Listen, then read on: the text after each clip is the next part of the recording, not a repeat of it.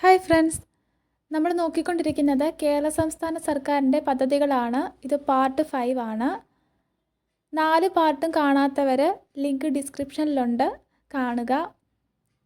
നിർധനരായ വിധവകൾക്ക് ധനസഹായം നൽകുന്ന പദ്ധതി. നിർധനരായ വിധവകൾക്ക് ധനസഹായം നൽകുന്ന പദ്ധതിയാണ് അഭയകിരണം. നിർധനരായ വിധവകൾക്ക് ധനസഹായം നൽകുന്ന പദ്ധതിയാണ് അഭയകിരണം. ഓർക്കുക, വിധവകൾക്കുള്ള പദ്ധതിയാണ് അഭയകിരണം.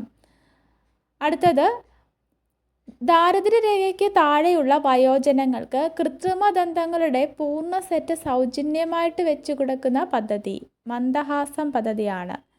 BPL വിഭാഗത്തിലുള്ള മുതിർന്ന പൗരന്മാർക്ക് കൃത്രിമദന്തങ്ങളുടെ പൂർണ്ണ സെറ്റ് സൗജന്യമായിട്ട് നൽകുന്ന പദ്ധതിയാണ്. പാതിയിൽ വിദ്യാഭ്യാസം ഉപേക്ഷിക്കേണ്ടി വന്ന മുഴുവൻ ട്രാൻസ്ജെൻഡർ വ്യക്തികൾക്കും തുടർ വിദ്യാഭ്യാസം സാധ്യമാക്കുന്നതിനായിട്ടുള്ള പദ്ധതി. തുടർ വിദ്യാഭ്യാസത്തിന് വേണ്ടിയുള്ള പദ്ധതിയാണ് സമന്വയ.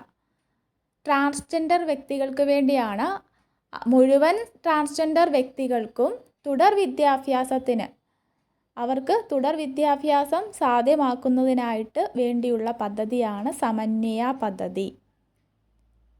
അടുത്തത്, സംസ്ഥാനത്തെ അംഗപരിമിതർക്ക് ആരോഗ്യ ഇൻഷുറൻസ് നൽകുന്നതിനായിട്ടുള്ള പദ്ധതി നിരാമയ ആരോഗ്യ ഇൻഷുറൻസ് പദ്ധതിയാണ്.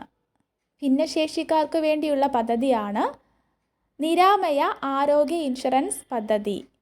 1,00,000 രൂപ വരെ വാർഷിക ചികിത്സാ ചെലവ് ഈ പദ്ധതി മുഖാന്തരം ലഭിക്കുന്നുണ്ട്. നിരാമയ പദ്ധതി എന്താണ്? സംസ്ഥാനത്തെ അംഗപരിമിതർക്ക് ആരോഗ്യ ഇൻഷുറൻസ് നൽകുന്നതിനുള്ള പദ്ധതിയാണ് നിരാമയ പദ്ധതി. അപ്പോൾ ഭിന്നശേഷിക്കാർക്ക് വേണ്ടിയുള്ള പദ്ധതിയാണ് നിരാമയ പദ്ധതി. ട്രാൻസ്ജെൻഡേഴ്സിന് വേണ്ടിയുള്ളതാണ് സമന്വയ പദ്ധതി. അതുപോലെ മന്ദഹാസം പദ്ധതി BPL വിഭാഗത്തിലെ മുതിർന്ന പൗരന്മാർക്ക് വേണ്ടിയും. അഭയകിരണം ആർക്ക് വേണ്ടിയായിരുന്നു?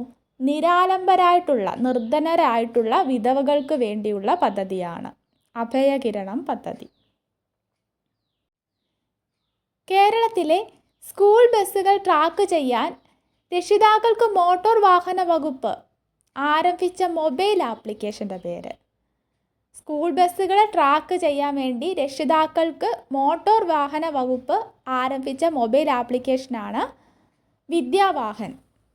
കേരളത്തിലെ സ്കൂൾ ബസ്സുകളെ ട്രാക്ക് ചെയ്യാൻ വേണ്ടി രക്ഷിതാക്കൾക്ക് മോട്ടോർ വാഹന വകുപ്പ് ആരംഭിച്ച മൊബൈൽ ആപ്ലിക്കേഷനാണ്, രക്ഷിതാക്കൾക്ക് വേണ്ടിയുള്ള മൊബൈൽ ആപ്ലിക്കേഷനാണ് വിദ്യാവാഹൻ. അടുത്തത്, കേരള ഗവൺമെൻറ്റിൻ്റെ ഡ്രൈവിംഗ് ലൈസൻസ് സേവനങ്ങൾക്ക് വേണ്ടിയുള്ള സോഫ്റ്റ്വെയർ ആണ് സാരഥി. സാരഥി എന്നതൊരു സോഫ്റ്റ്വെയർ ആണ്. ഡ്രൈവിംഗ് ലൈസൻസ് സേവനങ്ങൾക്ക് വേണ്ടിയുള്ള സോഫ്റ്റ്വെയർ ആണ് സാരഥി.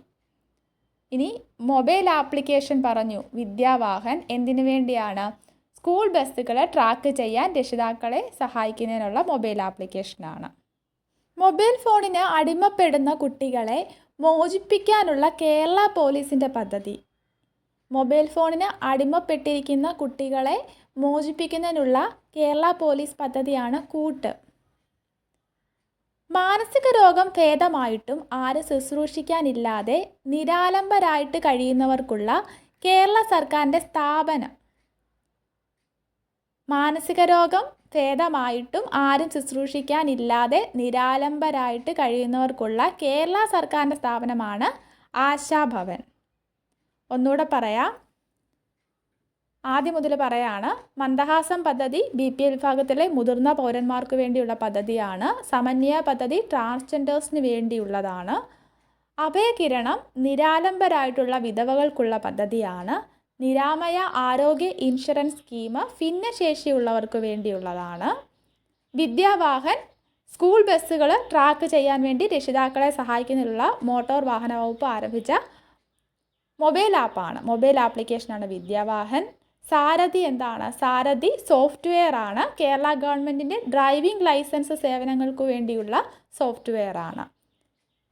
കൂട്ട് മൊബൈൽ ഫോണിന് അടിമപ്പെടുന്ന കുട്ടികളെ മോചിപ്പിക്കാനുള്ള കേരള പോലീസിൻ്റെ പദ്ധതിയാണ് കൂട്ട്. ആശാഭവൻ മാനസിക രോഗം ഭേദമായിട്ടും ആരും ശുശ്രൂഷിക്കാനില്ലാത്ത വ്യക്തികൾക്ക് വേണ്ടിയുള്ളതാണ്.